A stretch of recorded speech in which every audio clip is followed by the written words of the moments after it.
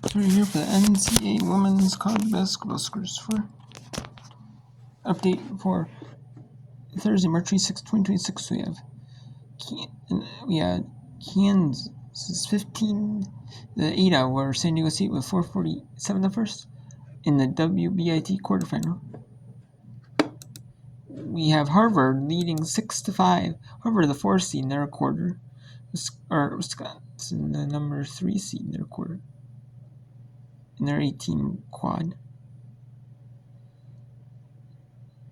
And then Wisconsin was going to host the first round against Oregon State. They were unable to host it, so they hosted the third round. Then we had Cleveland State and Middle Tennessee. Cleveland State leads Middle Tennessee 7-3 in their women's NIT third round, which is a Super 16 game. And then we have later we add in about 20 minutes. Pepperdine at South Dakota. That's on Midco Sports Network. And if you have Midco Cable TV, it's on there. Or if you have something like Plus, it's on there as well. And then Portland at Montana State and ESPN Plus at 9 Eastern, 6 Pacific. And then Stanford at BYU at 6 Pacific, 9 Eastern. And then Columbia at California in the WBIT quarter, which is 10 Eastern, 7 Pacific. Stanford at BYU is WBIT quarter as well. Then we have the Division II Championship, the semifinal. The first one is almost over. It started at 6 Eastern, 6 and 8:30 Eastern. This one's almost over. I said it might be almost over by the time I show you on Whipper, just because I want to when there's 3 games until, and just when there's 3 games until, And then we have in Colorado Mesa 65, Indiana Penn State 72, 52 seconds to go. And then Shelton State 63 in the NJCAA, the National Junior College Athletic Association, Division I Women's Athletic Championship. Division 2 and 3 are not televised.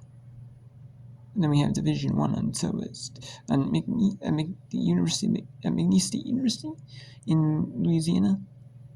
The Division I schools, NCAA Division I schools, host NJCAA Division I championship events or NCAA events.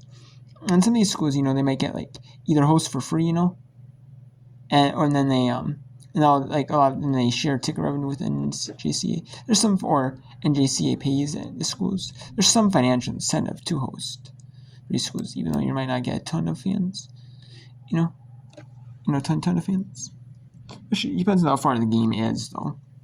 Away though from these schools, But I'm assuming the closer you get to the finals, you may get fans coming in. So it's 72-67 though. That's what Carl Mesa hit shot. So let's go to the NCAA Division II Championship semifinal. This is the first one of 2, and then this one is the final NJCAA Division I Women's Basketball Championship second round league for day 1. There's some on Friday.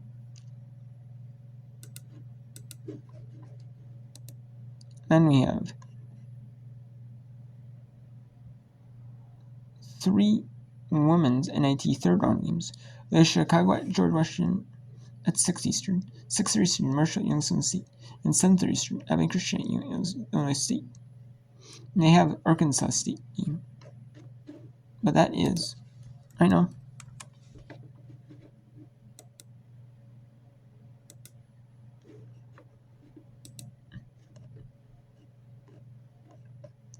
That is 2 p.m. Eastern. And right now it is untelevised. As of now, it is actually untelevised. True untelevised. I believe it's untelevised. Yeah, it's actually untelevised. Let me see. Purdue for Arkansas State. No, it's not. It's televised at 2 Eastern. Yep, it is. But yeah, but it's not listed on ESPN's thing for all the scores of all the games. So you can go to Group 50. Say if you go to one of the groups NC turn or WNIT, WBT, and change the group number period to like 50/50. But the ESPN app has Division 1, but they don't on that website. But yeah, so let's go to the rest of let's go to find out 29 seconds of this Division 2 championship semifinal. Actually, we'll do the double box.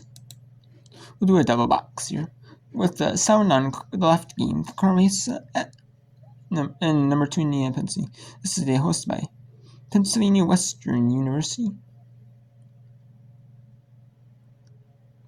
And this is Division 2 school near you. Nurse Division 2 school near you. But Duquesne, that's at Duquesne. Duquesne may take on some more of the financial responsibility for this game. And then they take a percentage of like ticket revenue. Or maybe they're paying Duquesne. It's in Western. Not for sure. But we'll see. But I kind of like that they have division. They put like last year, I believe. Last year was Duquesne having the Division 2 Women's Basketball Championship as well. So. If you're in this league, you know how tough it is. They were picked third in their own division of the Pennsylvania State Athletic Conference. They've only lost 3 times all year, and they've been tough as nails in the NCAA tournament. A steal up top. Bush back to Miller. IUP on the precipice.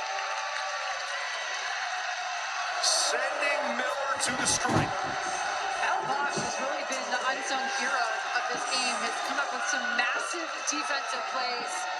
A lot of them early in the first half, but none bigger defensively than that steal.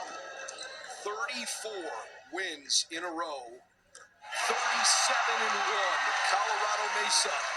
And they are about to fall victim to the Crimson Hawks. Coach Carey, he was confident coming to this matchup because this IUP squad plays in the PSAC, and they have played against Gannon this year, who plays a similar style to what Colorado Mesa does. Timeout, Colorado Mesa with 21.7, their last timeout. The winner of this game is going to play either the Chargers from Alabama Huntsville, who are going to try to give the defending national champions from Grand Valley State everything the Lakers can handle. GVSU is winning games this year by an average of 28 points per game. Alabama Huntsville knows it is not David versus Goliath. They are a very good team. But the favorite certainly lives in Allendale, Michigan. 75-67. One of the great scorers in D2 history, Reed Tyne, in her senior year, gives to Rowland. Driving baseline, missed it. Weaver's got it. IUP went soaring to Pittsburgh.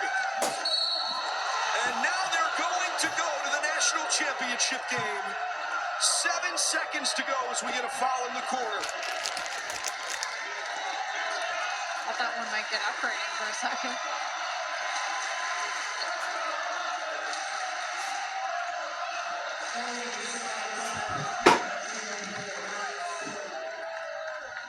Started the game with a 12-0 lead. Got in foul trouble in a way that you never game plan for, with both of your post players having their backs against the wall, playing against the elite scorer in D2 college basketball. And yet, even though they got off to that fast start and had to withstand a big surge, they never trailed in this game. Rowland up the floor. A 3 for more is on the way and good, but too little, too late. Indiana of Pennsylvania. And Indiana, Pennsylvania advances to the Division 2 National Championship, their first in school history. And they'll take on the winner of Grand Valley State the defending national champions at the Division II level. The college champions at the Division II level. In the Alabama and the University of Alabama, Huntsville. And number 3 seeded Shelton State. Your winners. They advance. They go to their 30th win of the season over the 14 seed Chipotle. So Chipotle's run is over in Division 1 NCAA. And after one quarter, Kansas up 25-15 on San Diego State. Wisconsin now with under 15 seconds to go. They're up 14-8. The Harvard Crimson, have the possession. Right with 6. White, wide open 3. And there it is. And the Harvard Crimson end the quarter with the 3. And the Wisconsin Badgers up 14-11 over the Harvard Crimson. And we have the Women's National Invitation Tournament going on right now. The Super 16. Cleveland State 25-9, 13-7 overall. While Middle Tennessee State University 17-15, 11-7 overall. They were 11-7. Middle Tennessee State University was in conference play. In the Conference USA regular season games, Cleveland State was 13-7 in Horizon League regular season games. And there's the push-off. An offensive foul called on Cleveland State. So we'll just take it here for the final 54. The final ending of the quarter, to the end of the quarter. Dribble drive. She's in trouble. In the Super 16 matchup, in the Women's National Invitation Tournament, the third tier tournament, in the NCAA Women's Basketball. But more of these leagues, more of these schools, in the women's side, like to compete in the Women's National Invitation Tournament, the Women's Basketball Invitational Tournament, the WBIT, and the NCAA Tournament. All the schools, some opt out, but more of them do not opt out on the women's side than the men's side. I don't know, maybe it's the men's schools. Maybe the men's players do not want to play as much in the smaller invitation tournaments. That could be the case. The players themselves or the coaches. Maybe they're not as willing, who knows? Or maybe it's more like NIL money thing. Maybe some of that, instead of using NIL money, maybe some of that money goes towards tournaments. I don't know. Here in the Super 16 in Murfreesboro. You're watching the WNIT on ESPN. I don't know. I mean, I know I know there are some schools that do not distribute NIL evenly between the men's and women's teams. Or if they're women's teams, you know what I mean? But I would think,